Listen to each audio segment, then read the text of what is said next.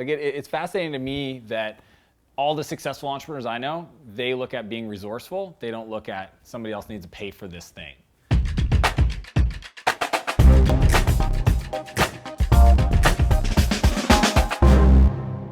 How to fund your startup. In this video, I'm going to help you overcome the challenges. Maybe you have an idea and you're wondering, like, where does the money come to get this thing started? Or you don't feel like you know the right people in your life to actually help support you and maybe lend you some money to build the first prototype. Those are real challenges, but here's what I know is I know that some of the best entrepreneurs that I've ever met never looked at capital as the primary challenge. They always looked at being resourceful, and I wanna unlock that and show you literally 8 different ways to fund your startup. Okay, it's super powerful. Now, I've been fortunate enough that, I've done pretty much every one of these. I've gone through some incarnation. I started building companies when I was 17, failed, did it again when I was 19, failed, tried again finally after like consulting and licking my wounds and building my confidence back up. And at 24, I started a company called Spheric Technologies with the money I saved. But then I've also gone in and invested in a ton of other companies with my own money. Companies like Intercom that's gone on to raise, tens of millions of dollars in funding. Udemy, supporting my brother and his company, supporting my friends locally. What I've learned is there are different ways to get your dreams, your product, your software funded, and that's what I want to share with you guys today. The first one for me is bank or credit cards. I think that many people start off and they think, well, I need to get an investor to get involved in my business to start. And that couldn't be further from the truth. At the end of the day, if you are a credible person and you haven't made horrible life decisions that have just like cratered your credit score or relationship with your banker, then you should be able to go to the bank and borrow some money. I mean, ideally you'd have a credit card. I mean, some of the best companies, Airbnb, Joe and Brian talked about it. We applied for all these different credit cards at the exact same time and used that funding to start Airbnb. I started pretty much with my credit card because I mean, if any expenses like servers or whatever, that was the way I started. When I started MB Host, we needed to buy software and infrastructure, and we had lines of credit. And I mean, that was, personal lines of credit, loan to the business, bought all the infrastructure. So I just think business bank loans and credit cards do have this place, especially credit cards. I love meeting founders that hustled so hard to just make it work.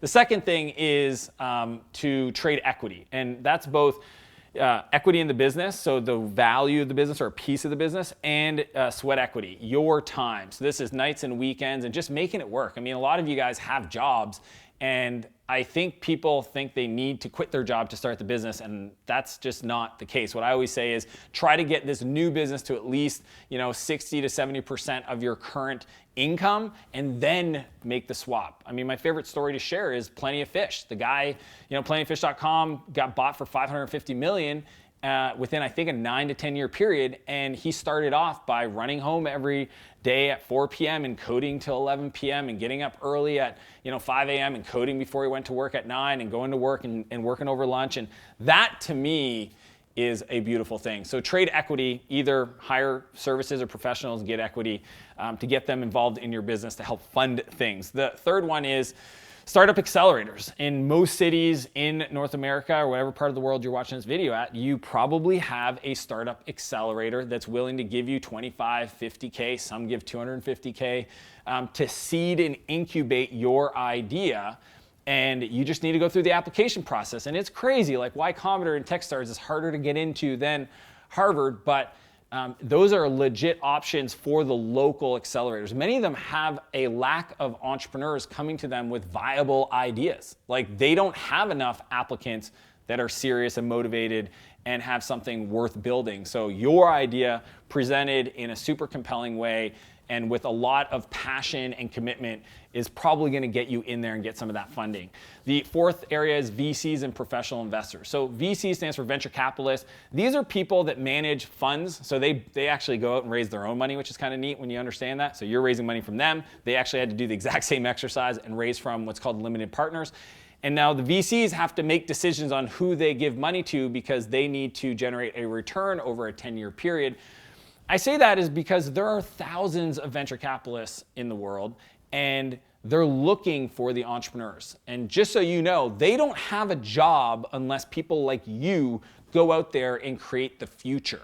And I think that's an exciting place to come from, and a kind of a reframe from what many entrepreneurs starting off get into, which is I need their money to be successful. At the end of the day, they need you to actually be successful in their fund. So VCs is a great source. Another one would be local angels and kind of high net worth people. So in your community, you have angel groups. These are people that own real estate, they own the car dealerships, they may own really profitable, high revenue businesses, and they want to diversify a bit and get involved with like young and eager and fun companies. So they're part of these angel groups, and you can actually, maybe on a quarterly basis, they have a meeting where you can come in and pitch and raise money that way. So that is a super valuable and typically open up to everybody. You know, even in towns of 100,000 people, they have an angel group in your state or province. 6 would be crowdfunding. You know, one of my buddies, Clay Hebert, one of the foremost top experts on crowdfunding, he said it best, is he said that the cost of failure is going to go to 0 because crowdfunding has leveled the playing field for market validation before you build anything. So not only is crowdfunding an incredible source of capital to, or money to start the company, it's also a beautiful way of testing if there's a need, if there's people out there that actually want to buy what you're going to build or sell.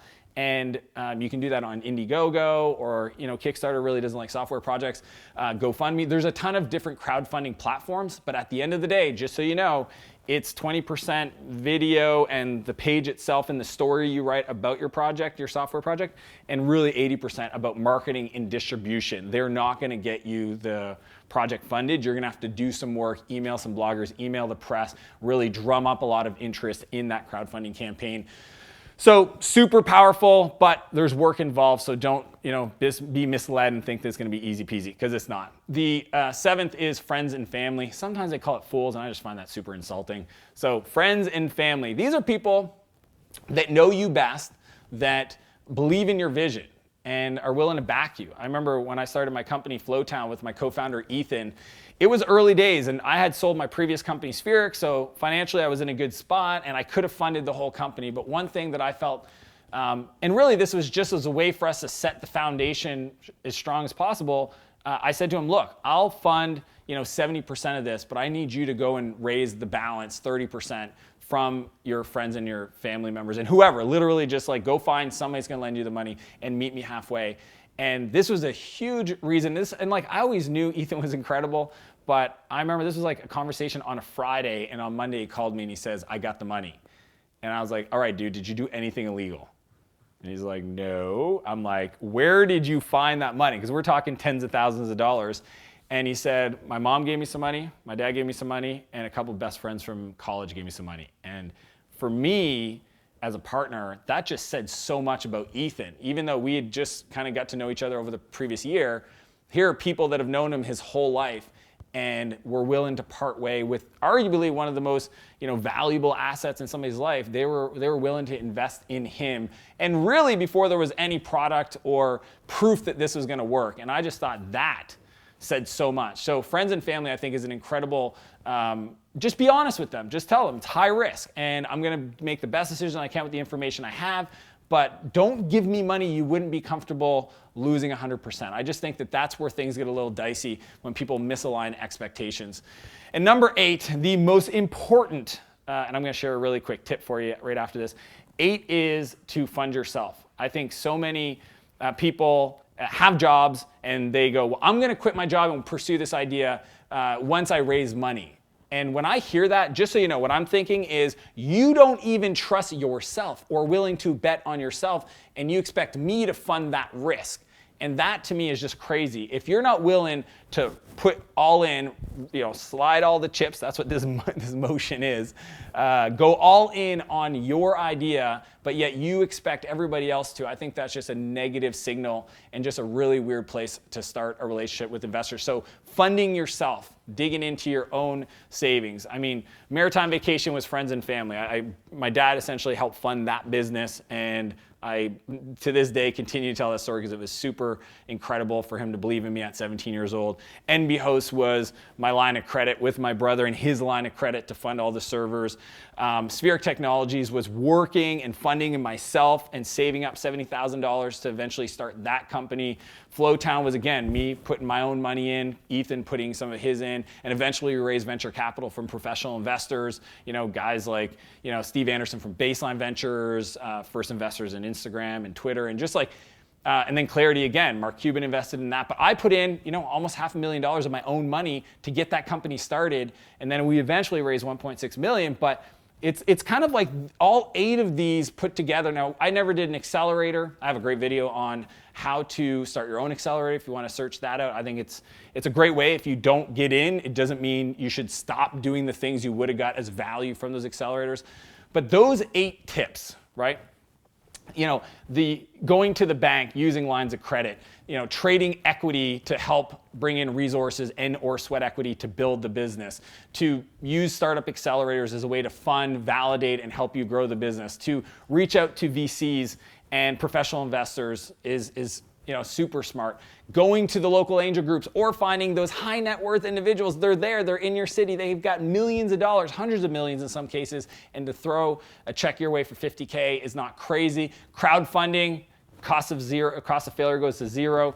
Friends and family is a beautiful thing because it says so much about trust. And then finally, invest in yourself. That is my mission. Now the tip is the mindset. Here's the way I think about it. Don't raise more money than you're willing to lose.